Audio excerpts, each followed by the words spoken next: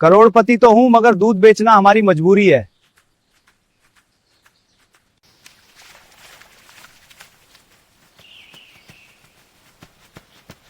इस वीडियो को लास्ट तक देखना क्योंकि मुझे इस वीडियो में बहुत कुछ दिखाना है।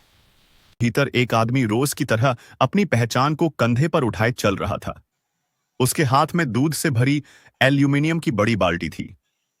कपड़े साधारण थे, चाल में कोई घमंड नहीं था और आंखों में ऐसा ठहराव था जो केवल उन्हीं लोगों में दिखाई देता है जिन्होंने बहुत कुछ पा लिया हो, लेकिन फिर भी जानबूझकर सब कुछ छोड़ देने का साहस किया हो।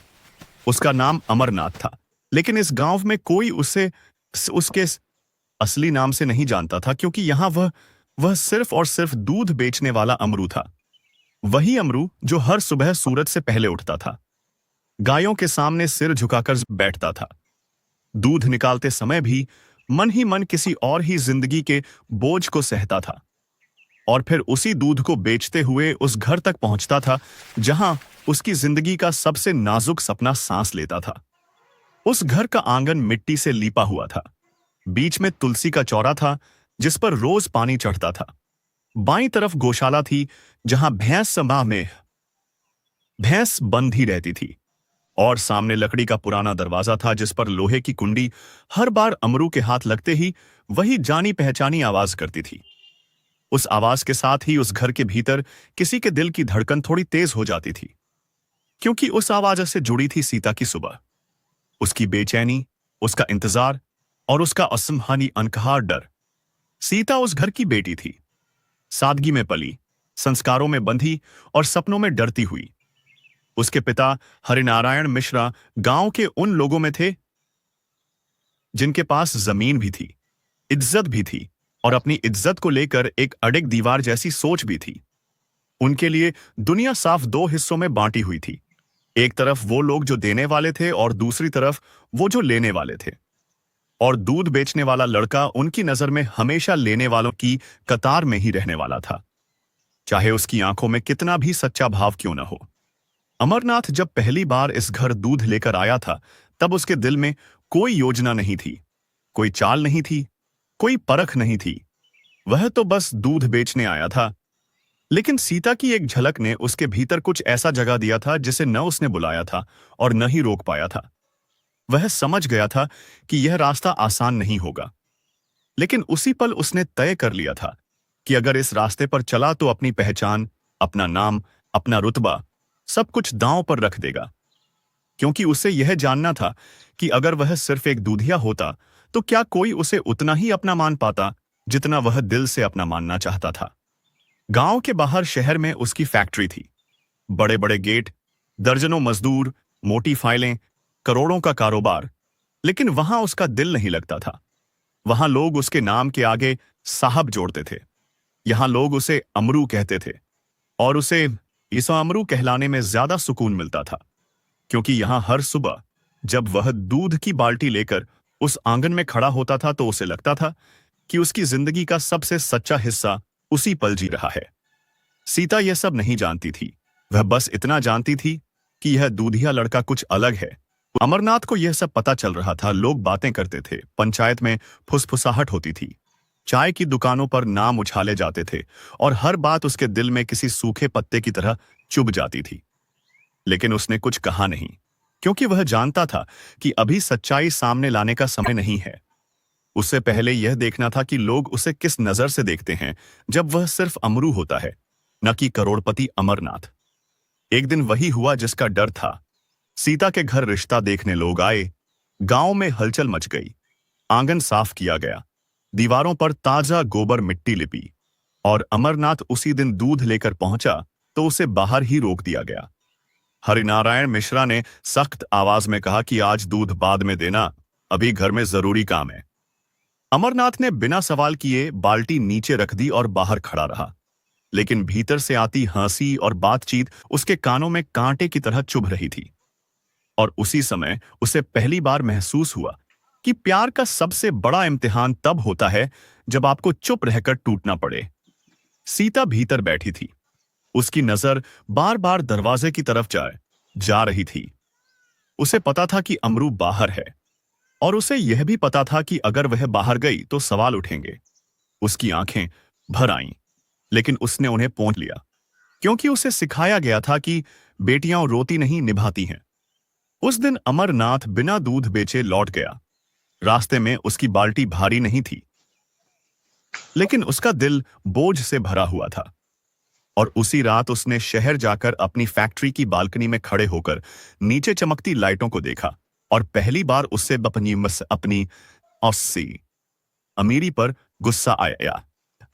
उसे लगा कि अगर यह अमीरी सच में इतनी बड़ी होती तो शायद आज वह उस आंगन के बाहर खड़ा अपमानित न होता।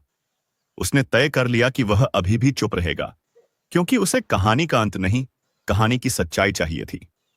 अगली सुबह गांव में सूरज निकला तो उसके साथ ही बातें भी निकल आईं। किसी ने कहा कि मिश्रा जी के यहां शहर से बड़ा रिश्ता आया है। किसी ने कहा कि लड़का गाड़ी से आया था और उसके जूते भी चमकते थे। किसी ने यह भी जोड़ दिया कि अब सीता का भाग्य खुलने वाला है। और इन सब बातों के बीच अमरनाथ उसी तरह दूध की बाल्टी उठाकर निकल पड़ा जैसे हर रोज निकलता था। फर्क बस इतना था कि आज उसके कदमों में वही स्थिरता नहीं थी। भीतर कहीं कुछ टूटता हुआ सा महसूस हो रहा था, लेकिन चेहरे पर उसने कुछ भी आने नहीं दिया, क्योंकि उसे पता था कि इस गांव में दर्द भी तभी तक अपना माना जाता है जब तक वह दिखता न हो। वह सीता के घर पहुंचा तो आंगन में हलचल थी। शारदा देवी तुलसी पर पानी चढ़ा रही थीं। हरिनारायण मिश्रा बाहर खाट पर बैठे किसी से बात कर रहे थे, और सीता भीतर रसोई में थी। अमरनाथ ने दूध नापा, पैसे लिए और लौटने ही वाला था कि हरिनारायण मिश्रा की आवाज उसके कानों में पड़ी, जिसमें वह ठंडापन था जो सीधे दिल में उतर जाता है। उन्होंने कहा कि अब से दूध रोज समय पर देना, और हां, घर की लड़की से बेवजह बात करने की जरूरत नहीं है। अमरनाथ ने सिर झुकाकर हामी भर दी, लेकिन उस झुके हुए सिर के भीतर एक ऐसा आदमी खड़ा था जो कभी किसी के सामने झुका नहीं था। सीता ने भीतर से यह सब सुना, उसके हाथ कांप गए, दूध उबलकर गिर गया, और उसने जल्दी से आंचल से आंसू पोंछ लिए, क्योंकि उसे मालूम था कि उसके आंसू किसी को नहीं बदल सकते। उसी दिन शाम को सीता की मां ने उससे साफ शब्दों में कह दिया कि रिश्ते की बात पक्की हो रही है। लड़का शहर में बड़ा आदमी है और ऐसी किस्मत हर लड़की को नहीं मिलती। सीता चुप रही, क्योंकि चुप रहना उसने बहुत पहले सीख लिया था। लेकिन उस रात उसने पहली बार अपने तकिए को गीला किया और खुद से पूछा कि क्या प्यार करना सच में कोई गुनाह है। अमरनाथ को यह खबर चाय की दुकान पर मिली। किसी ने हंसते हुए कहा कि मिश्रा जी की बेटी अब दूधिया के लिए नहीं बनी। किसी ने तंज कसा कि अमरू का सपना यहीं टूट गया। अमरनाथ ने चाय का गिलास रखा और बिना कुछ कहे बाहर निकल गया। गांव की वही गलियां, वही धूल, वही पेड़, लेकिन आज सब कुछ उसे अजनबी लग रहा था।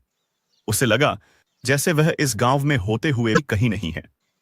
उसी रात उसने फैसला किया कि वह आखिरी बार इस सच्चाई को परखेगा। आखिरी बार देखेगा कि जब तक वह अमरू है तब तक उसकी कोई कीमत है या नहीं। रिश्ते वाले दिन वह फिर दूध लेकर पहुंचा। आंगन में लोग बैठे थे, हंसी थी, मिठाई थी, और उसी हंसी के बीच अमरनाथ को किसी ने किनारे खड़े होने का इशारा किया। दूध बाद में देने को कहा गया। वह चुपचाप खड़ा रहा। भीतर से सीता की नजर उस पर पड़ी, और दोनों की नजरें एक पल के लिए मिलीं। उस एक पल में जितनी बातें हो सकती थीं, उतनी जिंदगी में शायद कभी न हो पाईं। लेकिन अगले ही पल हरि नारायण मिश्रा ने कड़क आवाज में कहा कि दूध बाहर रख दो और यहां खड़े होने की जरूरत नहीं है। अमरनाथ ने बाल्टी रखी, पीछे मुड़ा, और उसी समय उसे पहली बार लगा कि अगर वह अब भी चुप रहा तो वह खुद से नजर नहीं मिला पाएगा। उसी रात शहर में उसकी फैक्ट्री के दफ्तर में लोग बैठे थे, कागज फैले थे, और सब उसे साहब कहकर बुला रहे थे। लेकिन उसका मन गांव में अटका था। उसने सबको छुट्टी दी, अकेला बैठा, और पहली बार उसने अपने करोड़ों को बोझ समझा। उसे लगा कि यह सब अगर पहले सामने रख देता तो शायद आज हालात अलग होते। लेकिन फिर उसे याद आया कि अगर हालात बदल भी जाते तो क्या लोगों की नजर बदलती? क्या प्यार सच में उसकी पहचान से जुड़ा होता? अगली सुबह उसने दूध की बाल्टी उठाई, लेकिन आज वह हल्की लग रही थी, क्योंकि उसने भीतर एक फैसला कर लिया था। वह सीता के घर पहुंचा, दूध दिया, पैसे नहीं लिए, और जाते जाते बस इतना कहा कि आज आखिरी बार आया हूं। शारदा देवी चौंकी। सीता भीतर से बाहर आई। उसकी आंखों में सवाल थे, लेकिन जवाब मांगने की हिम्मत नहीं थी। अमरनाथ ने उसकी तरफ देखा, मुस्कुराया और चला गया। उस मुस्कान में शिकायत नहीं थी, बस विदाई थी। गांव ने समझा कि अमरू हार गया, लेकिन असल में वह अपनी आखिरी परीक्षा पास कर चुका था, क्योंकि उसने यह जान लिया था कि जिस जगह प्यार को हैसियत से तौला जाता है, वहां सच्चाई बताने से पहले चुप रहना ही सबसे बड़ी सच्चाई है। और कहानी अभी खत्म नहीं हुई थी, क्योंकि कुछ सच ऐसे होते हैं जो तब सामने आते हैं जब सब कुछ तय मान लिया जाता है, और कुछ आंसू ऐसे होते हैं जो खुशी और पछतावे के बीच कहीं गिरते हैं।